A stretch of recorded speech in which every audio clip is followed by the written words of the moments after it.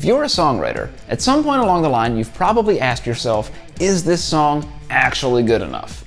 Now that question can be helpful or harmful depending on your circumstances and your personality. Today we're going to talk about when we should and shouldn't ask that question, and it might get a little uncomfortable. Hi, I'm Brian from Unmute Your Muse TV, where we teach 5-minute masterclasses for songwriters. We use the Gold Song Solution to help you write songs that people will love, buy, and tell their friends about.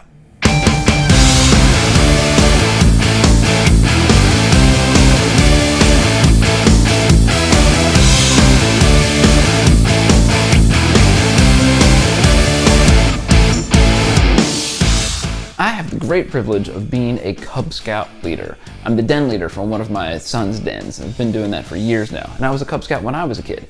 Now the Cub Scout motto has always been, do your best. And when you're teaching little boys a whole bunch of new life skills, that's an important thing for them to remember. They might not be able to perfect something the first time around, but the idea here is you want to give it your best effort. You want to try and learn as much as you can for any new experience that you're working with. And the same thing is a very valuable thing for songwriters to hold on to. Do your best. Now, as we're going through this lesson, I want us to frame that in a very specific way just for songwriters.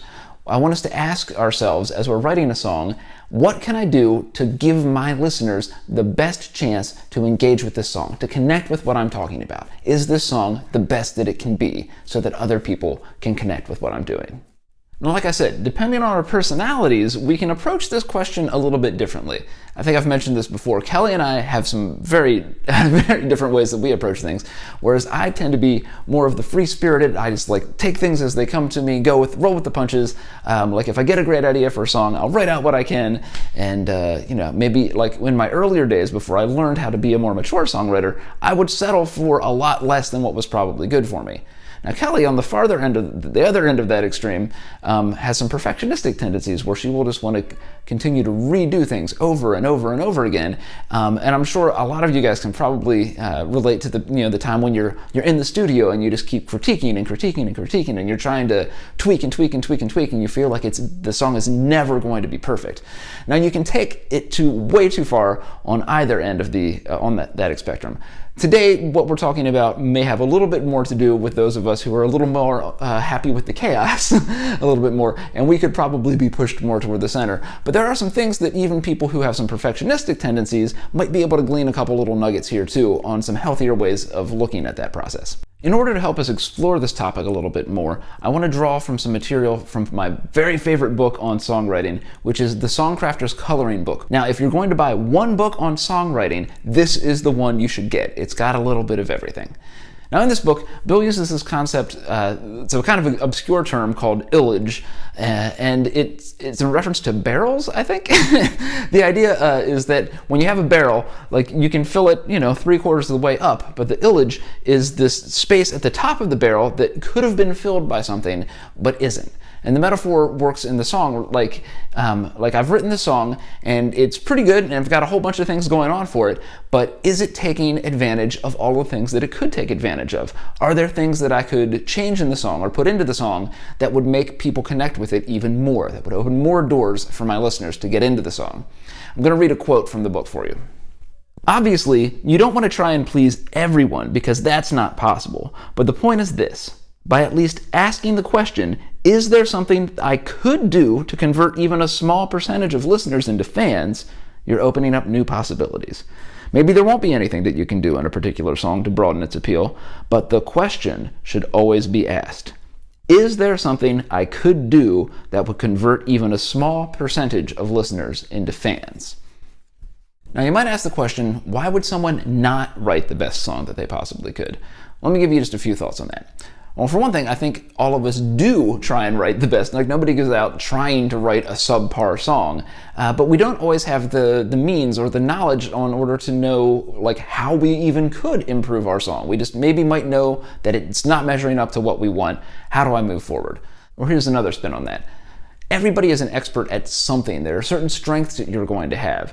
So for me, I love music theory. I always have. I've had tons of training on it, went to college for that. And so there are lots of, so far as putting musical pieces together, I know what my options are, I know when things are weak, and I know what general directions I need to go to fix it. But lyrics are not something that until recently that I've had a ton of real formal training in, and for most of my songwriting career, lyrics were a much bigger challenge for me.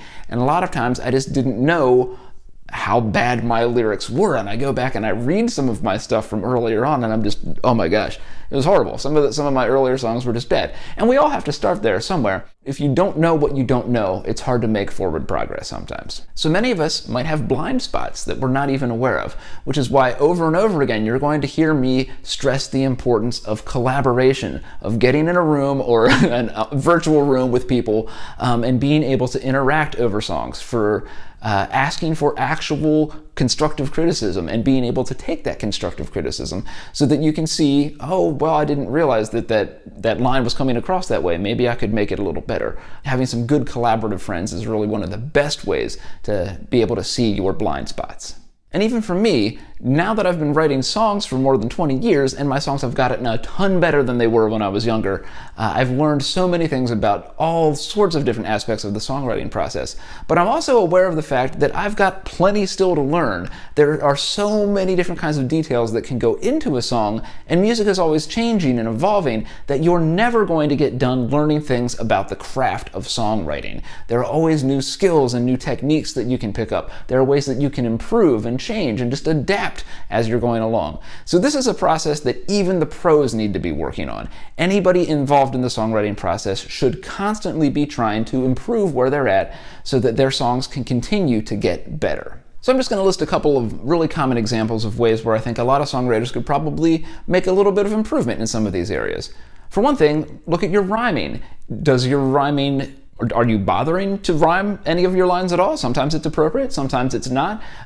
Should you be aware of some of the other kinds of rhymes other than perfect rhymes? Sometimes some of the other families of rhyming can be really useful as a way to get across your ideas, and you don't necessarily have to have every rhyme be a perfect rhyme. So learn some more about rhyme schemes. Are you taking advantage of sonic activity within your lyrics as much as you could? Are you being aware of what clang associations are and all of the different kinds of sonic resonances that can happen between the words and the lines within your lyrics? There's usually a lot of room for growth there. Are you including as many sensory touch points within your song as you can? Most people respond really well to having real concrete imagery used within songs as a means for them to enter into the world of the song and have something to relate to. Are you taking advantage of that tendency?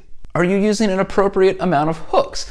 Music today tends to have hooks crammed into every little part of everything, in between verses and choruses, within the verse and the chorus itself, multiple hooks happening at the same time. That can be overdone, but are there opportunities for you to insert some hooks into your song as a way for people to enter into the song more easily? Are you being clear with your metaphors and making sure that there's only one overarching metaphor for the whole song and that you're not mixing your metaphors as things go along? Because that makes it really distracting for an audience to understand the point that you're really trying to get across. Are you making sure that your accents are all lining up, that your musical accents, your cadential accents, your rhetorical accents are all hitting at the same time and not getting in each other's way, and that you're not putting emphasis on words that shouldn't be emphasized? Are you using an appropriate amount of ambiguity? You want to leave enough space for your listeners to be able to insert them into the actions that are going on in your songs, but not be so ambiguous that nobody knows what you're actually talking about. There's a good balance with most of these things. And speaking of balance, the balance between having things that are expected and things that are a surprise. We respond best emotionally to things when we know what's coming for the most part, but every once in a while throw in there something, a little hook to change things up a little bit so that you keep your listeners on their toes and keep them engaged with what's going on. So that little list there was just some of the common things that I think that a lot of us probably have room for improvement within. Now, I don't want you to feel that you need to be a master of every single one of those things in order to write a song or in order to finish a song. I'm just saying that there's always going to be room for us to keep moving forward and to keep making forward progress. So don't slow down. Don't limit yourself to the kinds of things that you know now. There's a lot of great songwriting resources out there to teach you the skills to be able to master some of these topics that I just mentioned in that list there. And you should be constantly trying to make forward progress. But don't beat yourself up about it. You have to be okay with where you are. You know, I am where I am. I've learned a bunch of stuff up to this point, and I can't go back and change the past and any of the things I didn't learn in the past. And I'm happy with a lot of the stuff that I've been able to do. But I also know that I can continue to make my songs better and better moving forward. And that's what I'm shooting for. And I hope that that's what you're shooting for too.